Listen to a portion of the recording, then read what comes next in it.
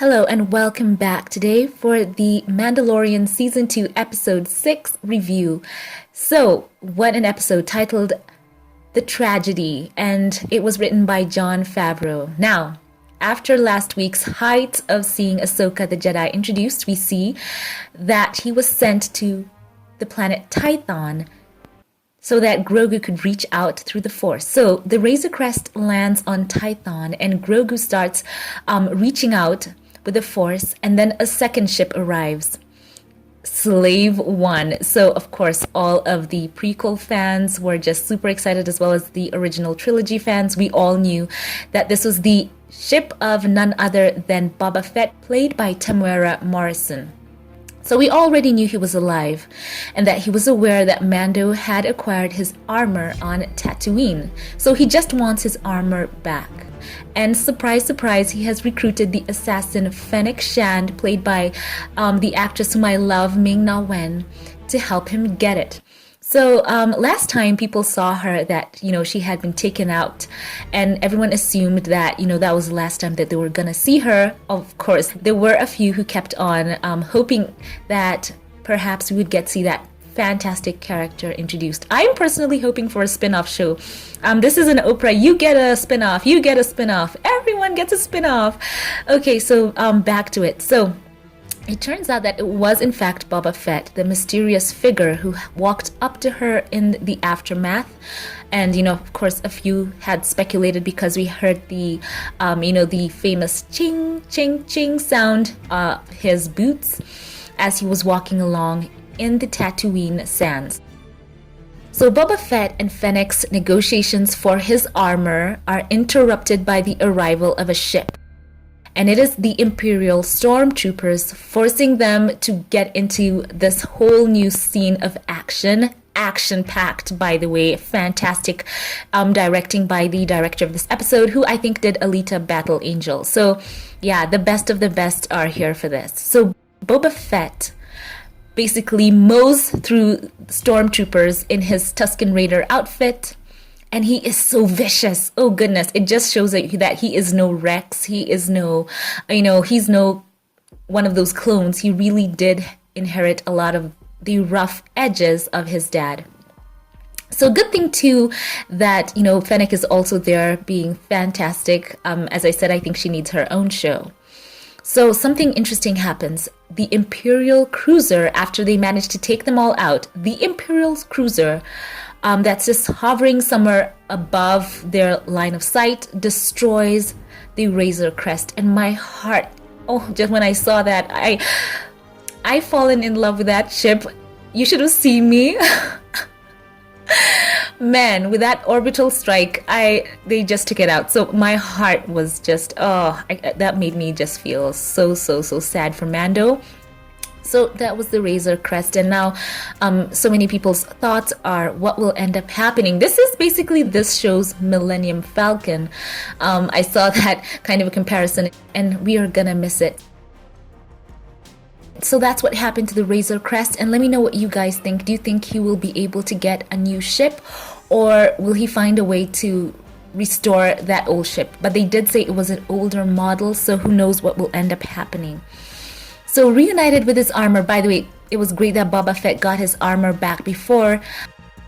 I also love the fact that the whole issue that is resolved concerning Boba claiming back his armor, because he explains to Mando the origins of his family. He shows him, his code embedded in his suit, and he astounds Mando, who says, "Your father was a foundling," and Boba says, "Yes, he even fought in the Mandalorian civil wars." So it's interesting that, that just resolved it, and, he gives him full authority to take his armor. So yeah, it's fantastic to see, both of them. I think I'll just call Boba an honorary Mandalorian anyway. Whether or not he was a clone or not, I think it's pretty cool to see that they will be working together. So yeah, what a fantastic team up that's going to be. I'm so happy for Temuera Morrison, who's always wanted more for that character, and Ming-Na must be over the moon now that she can properly talk about being back in Star Wars with Fennec Shand. And you know, I hope for some more spin-off shows. I think with the Boba Fett spin-off show, we'll get to see her there, because it's like they're a team of sorts. She owes him. And it's cool to see now that Boba is going to be working with Mando as well as they go forward, perhaps in the next few episodes until they launch him off into his own show. And, you know, it's interesting that, you know, I wonder how Boba thinks of the Jedi, considering what Mace Windu did to his dad. So that's also something that might be interesting to pursue there as they seek out a Jedi to train Baby Yoda or Grogu. So there's just so much to explore in this show and these episodes. Cannot wait to do so more and more. So reunited with his armor, he uses the rocket to shoot down the stormtroopers who are escaping. But as that's happening, you think, oh, they finally got it done. You know, Moff Gideon sends his dark troopers. Yes, guys, they were dark troopers to snatch Grogu before Mando and his new buddies could reach him. So it's also very interesting that we had that scene with Grogu on the Seeing Stone. And the whole time you think that perhaps a Luke Skywalker will show up or someone, but, you know, that's what ended up happening. And I'm just like, gosh, Moff Gideon, just let the baby live, you know. So it's sad to see what might end up happening. So yeah, you know, it's interesting to see what they're gonna do. And it is quite a cliffhanger because Jon Favreau, as the writer of this episode, has basically written the show into this place that, you know, it does take quite a bit of figuring out how they're gonna get the baby back. And wow. And you know what? They said that this was a very short episode, but it was so sad. And of course, Moff Gideon's such a great villain. And to think that they've teased other shows will have Thrawn, so my goodness, he'll be on another level. And yeah, what an episode. Let me know your thoughts in the comment section below. I would like to know what you thought, all your theories moving forward, how possibly Mando is going to spring, you know, Baby Yoda from such a high security situation with basically the Empire all around him. And so, by the way, guys, that stormtrooper who stunned Baby Yoda, I want him to be taken out. I want him to pay for that. For absolute real. And by the way, seeing Baby Yoda captured and seeing him dealing with the stormtroopers, it really made me think that Ahsoka was right to perhaps not to train him. He needs either to be in the presence of a strong Jedi who will keep him on the right track, or perhaps to just always know that, you know, Mando is safe and that he is safe, because you could see, you know, those kind of darker tendencies. And yeah, my goodness.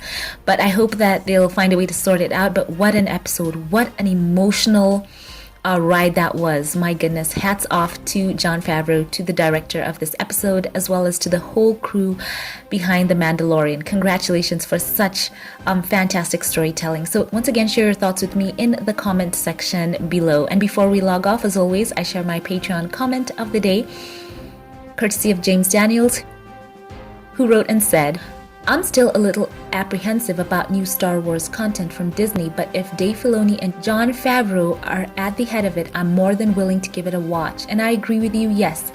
The Filoni-verse or the Favreau-verse or whatever they're going to call it. As I said, I'm so excited to see what they're going to do with that, because they have a deep understanding of Star Wars. So exciting stuff. Thank you all for watching. Thank you to my Patreon supporters. Thank you for choosing to support my channel. Have a great day, all of you, and I will catch you in the next one. Have a blessed one.